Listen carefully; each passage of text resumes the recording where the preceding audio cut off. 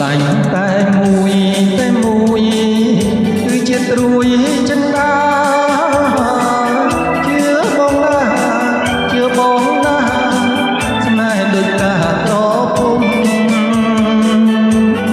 រីកលើភ្នំក្លិនអើយក្រអូក្លិនក្រអូនលើ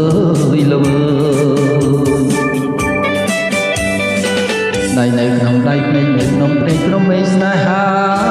នៅក្នុងលោកកាក៏មាននរណាស្នេហាដូចយើងស្នេហ៍យ៉ាងនេះរងរឿង